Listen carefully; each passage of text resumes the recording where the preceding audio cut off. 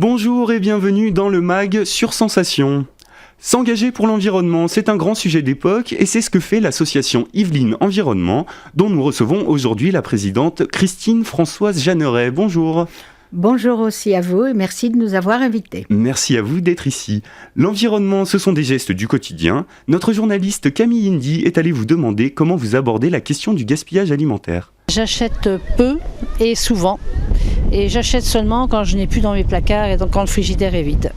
Voilà. Et je pars beaucoup faire des cueillettes avec mes enfants et petits-enfants pour acheter des fruits et légumes à peu près de qualité et on achète seulement ce qu'on a besoin. Et on fait des plats dans les 2-3 jours qui suivent. Déjà, il faut s'organiser et puis il faut prévoir. Je pense que prévoir, c'est le plus important. Prévoir ce que l'on doit acheter. Il faut ne pas trop acheter des choses qui peuvent se conserver et puis surtout ne pas prendre des quantités trop importantes. J'ai un mari qui travaille dans une boutique alimentaire où il y a de l'alimentation et ça nous arrive souvent de manger des dates dépassées parce que lui sans ça il est obligé de les jeter et ça nous arrive de manger des yaourts qui ont 2-3 jours ou des gâteaux ou autre chose. C'est pour pas acheter les aliments. Non, la date à moins que ça soit fait avec des œufs ou de la mayonnaise, ça je fais attention, mais sans ça, non, je sais très bien que les dates c'est un petit peu abusé quoi. Si j'ai acheté et que la date est dépassée, ça dépend du produit. Il y a des produits où c'est plus dangereux que d'autres, mais par exemple pour les produits laitiers, ils peuvent se conserver au moins 10 à 15 jours après la date. D'ailleurs, dans certains pays, la même marque a des dates de péremption beaucoup plus tardives. Donc c'est souvent aussi un problème de consommation, c'est-à-dire pour nous faire acheter plus des produits qui pourraient être encore tout à fait consommables et de bonne qualité. Quand je vais à la cueillette, on a des fois des carottes qui sont jumelles où il y a des pommes qui ont des formes bizarres, donc nous on mange tout ce qui se mange et les enfants aussi quoi. C'est plutôt la qualité, la provenance.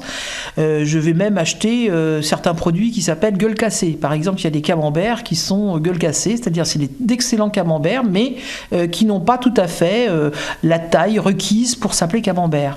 Et donc ils sont moins chers et ils sont de même qualité que les autres. Christine Françoise Jeanneret, vous avez créé Yvelines Environnement en 1983, il y a plus de 35 ans.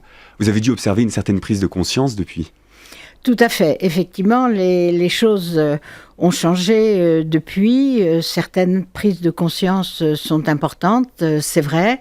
Bien évidemment, les changements climatiques, bien évidemment, les questions de consommation. Et je pense que l'important est de rapprocher le consommateur aussi du producteur, ce qui n'est pas très facile dans nos régions qui sont très peuplées et où on a plutôt vu les champs se bâtir que rester à l'agriculture.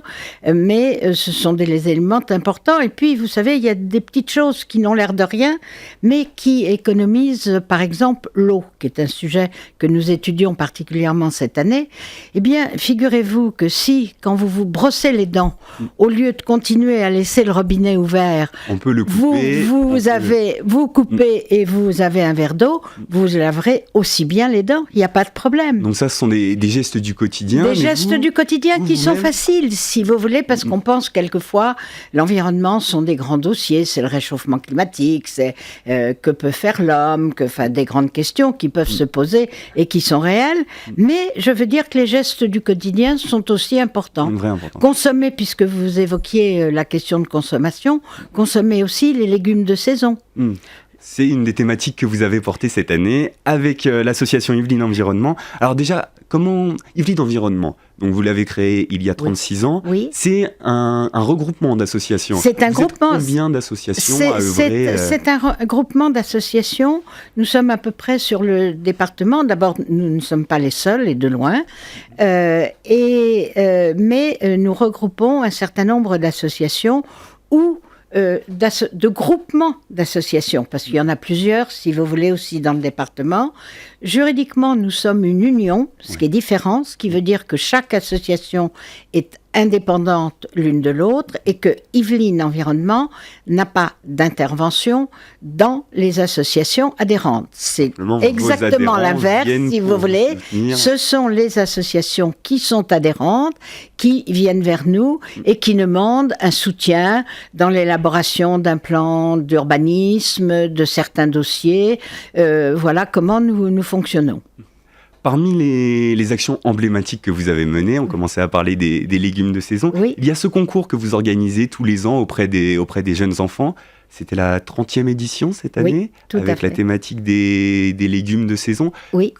Qu'est-ce que c'est ce concours pour les enfants? Ce concours, parce que nous avons toujours considéré que l'environnement, on en parlait beaucoup, mais qu'on ne donnait pas souvent les moyens de le comprendre. Donc, c'est une question d'éducation. C'est une question d'éducation, comme beaucoup d'autres choses. Et donc, en liaison avec le Conseil départemental, l'Éducation nationale et le ministère de la Cohésion sociale, nous sommes convenus d'organiser pour les scolaires, puisqu'il n'y avait pas à l'époque, si vous voulez, aucun document concernant l'éducation à l'environnement, de proposer chaque année un thème avec un concours, mais un concours qui n'a pas pour but la difficulté, mais la réflexion autour d'un thème donné, et qui aurait trait à l'environnement. Et on a traité d'innombrables dossiers. L'année dernière, c'était donc les aliments de saison, parce que je m'étonne toujours de voir des fraises ou des framboises à Noël. Je ne crois pas qu'elles poussent ni dans votre jardin, ni dans le mien. Donc peut-être que la question aussi, ce sera est-ce qu'on les achète, et peut-être que les prochains enfants ne les achèteront pas en ces saisons-là. Peut-être, si vous voulez, je pense que on a un peu oublié nos origines, on a un peu oublié le cycle des saisons, si vous me permettez, qui font qu'à certaines époques, certains légumes poussent, d'autres pas, et peut-être faudrait-il se rappeler tous ces éléments qui sont très importants dans la nature. Du coup, ça vous a permis de toucher à peu près 1 millier d'enfants, ce concours. L'un des autres terrains sur lesquels vous œuvrez avec Yveline Environnement, ce sont des questions plutôt administratives, juridiques. Oui. Vous défendez des dossiers en justice ou vous contestez des dossiers en justice. C'est aussi ça aujourd'hui, l'écologie, le combat pour l'environnement? Alors, c'est aussi bien sûr le combat pour l'environnement et le respect de la nature, si vous voulez, pour que effectivement des lieux qui sont symboliquement importants, que ce soit sur le plan du patrimoine, sur le plan de la forêt, sur le plan de l'agriculture, qui nous semble important de défendre dans le département, que nous défendons. Et si vous voulez, on les défend sur un terrain administratif. On les défend comme nous le pouvons, si vous voulez. Je pense que de toute façon, toute discussion en amont est plus positive qu'une procédure. Si malheureusement nous ne sommes pas entendus, ce qui arrive quelquefois, à ce moment-là, effectivement, nous avons recours à des recours juridiques et administratifs. Alors, pour prendre un exemple concret, il y a un dossier qui vous tient à cœur, on en parlait un petit peu avant l'émission. Vous avez 1 minute à peu près pour nous expliquer le travail que vous avez fait au niveau de la station d'épuration à Versailles sur le domaine du château. C'est quelque chose de très emblématique pour le coup. Absolument. Qu'est-ce que vous avez apporté? Eh bien, écoutez, nous avons apporté, si vous voulez, les promoteurs de cette opération ont accepté que nous participions en tant qu'association environnementale et nous sommes arrivés à un résultat que je pense absolument remarquable, car cette station qui traite les eaux de Versailles, du Chesnay, de Rocancourt, qui sont des communes qui ont beaucoup grandi au cours de ces dernières années, sont traitées justement dans cette station d'épuration de Saint-Cyr qui disparaît complètement dans le paysage. C'était le sens de votre intervention. C'était le but de cette intervention, si vous voulez. Voilà. Comment est-ce que les auditeurs peuvent soutenir vos actions? Pardon ? Comment est-ce que les auditeurs peuvent soutenir vos actions? Alors, les auditeurs peuvent soutenir nos actions en adhérant à Yveline Environnement. Nous avons un site qui est yvelineenvironnement.org sur lequel sont relatées nos actions. Et toute personne qui souhaite nous soutenir peut adhérer. Bien évidemment, il faut une petite fiche, si vous voulez, d'information. On vous rejoint et une motivation. C'est le conseil d'administration qui décide, oui ou non, si la personne peut adhérer. Et n'hésitez pas. Et si vous voulez nous aider, si des bénévoles veulent nous aider, nous serons très heureux vers le site yveline-environnement.org. Voilà, tout à fait. Merci Christine-Françoise Jeanneret. On peut retrouver cette émission en podcast audio et vidéo sur notre site internet et sur l'application Radio Sensation. À très bientôt. Merci beaucoup. Merci à vous. Au revoir. Au revoir.